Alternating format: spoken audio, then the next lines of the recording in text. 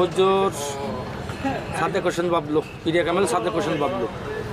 সাদেক হোসেন বাবু, সে কি হজ করতে গেছিল মদিনা শরীফ? মানে যাই নাই, আশা আছে তার যাওয়ার। যাওয়ার আশা আছে। তার টোটাল মুরিদ কতজন? আসলে এটা বলা কষ্ট, আগুনিত কিছু আছে, সারা বাংলাদেশে কম বেশি আছে। তার মেইন যেখানে সে মানে ই করে, মানে তার মসজিদ মাদ্রাসা এবং যে মুরিদ করে মানুষের, সেই জায়গাটা কোন জায়গা? সেটা সিরাজগঞ্জ, বেলকুচি, চরখাদা। সিরাজগঞ্জ, বেলকুচি, চরখাদা, ইনায়তপুরের পাশেই আর কি।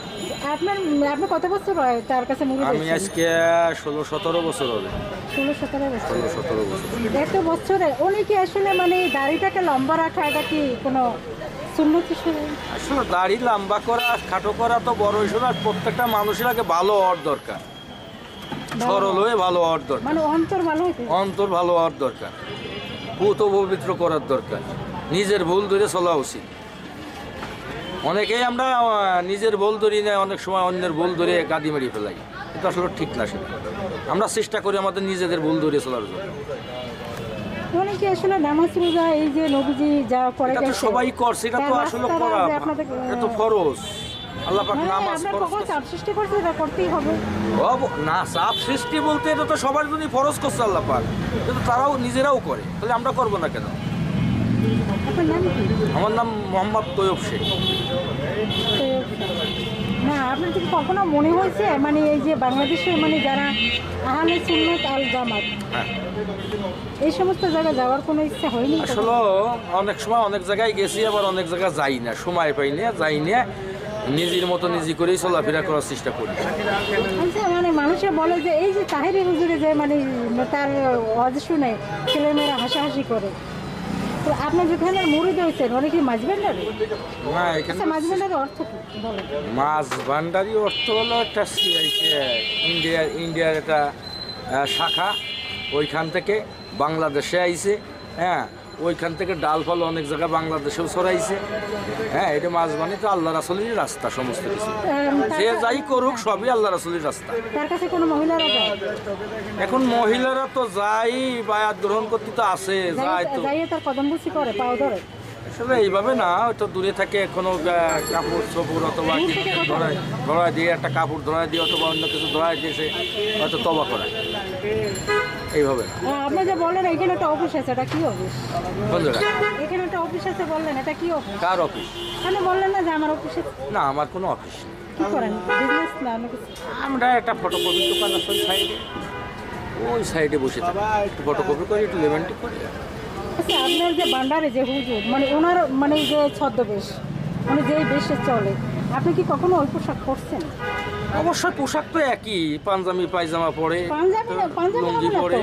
পাঞ্জাবি কেন পরবেন? কি করবে? পাঞ্জাবি তো কানা পরা, ওটা তো জামাতে এটা সবাই পরে, সাধারণ মানুষের মতো আমরা চলাফেরা গোল করি। জামা পরবো না, একদম গোল। না, পোশাকের কোনো ই নাই, ভেদাভেদ নাই এখানে। এখানে পোশাক দিয়ে কি হবে? মানুষের ভিতর যদি ভালো না থাকে, পোশাক বাইরে লাগায় কি হবে আমার? তা আপনার হুজুরের লেবাস কি মানে কানা পরা?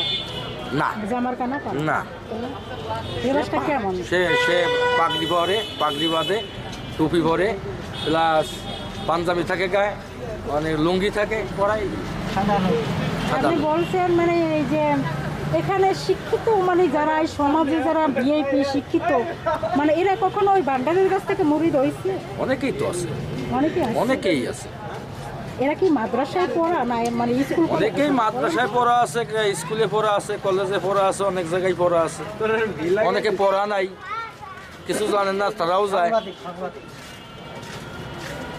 লেখাপড়ি আসলে লেখাপড়ার লোকও যায়, লেখাপড়া ছাড়াও যায়। আপনি বলেন যে পোশাক দেখে কিন্তু মানুষের চেনা যায়, একটু চিনা যায় যে লোক। সমাজে যে কিছু লোক আছে মানে আপনি গিটার দেখলে চিনবেন না এই মানুষটা। এটা তো স্বাভাবিক, চিনতেই পারে, পোশাক দেখে চিনতে পারে যে এই লোকটা এই করে, কিন্তু আসলে এটা তো ঠিক না। পোশাক তো যে কোনোটাই লাগাইতে পারে মানুষ, এটা সাইনবোর্ড তো থাকেই। যেমন এই যে আমার মাথায় চুল নাই, তারপরেও কোড়া আছে, একজন দেখলেই মনে হয় না এটি ভান্ডারি। কি করার আছে? আমাদের যে ভান্ডারে এরা মানুষ কি করেছে না, পিছনে চুল কি মানে তার মতো? আসলে তা না, চুলটা হয়েছে আমার মনে হয় গাছের একটা শিকড়, যেমন মানুষের আল্লাহ পাক মার পেটের থেকে তো আমরা চুল নিয়ে আইছি সর্বপ্রথম, দাড়ি দুড়ি পরে আইছে না। এর দামি জিনিস মনে হয় কি আমার মানে মানে ই করে রাখেন মানে সাইড করে রাখেন দাড়ি তো মানে সাইড অর্ধেক অর্ধেক রাখেন মনে না হয় একটু রাখি আমি পুরোপুরি রাখি না। এটা কি আপনার ওই ভান্ডারের নিয়ম নাকি নিয়ম বলতে কিছু না, আমার এটা মন চাইছে আমি রাখি, সেটা তো আসলে সুন্নত। কেটে কেটে রাখেন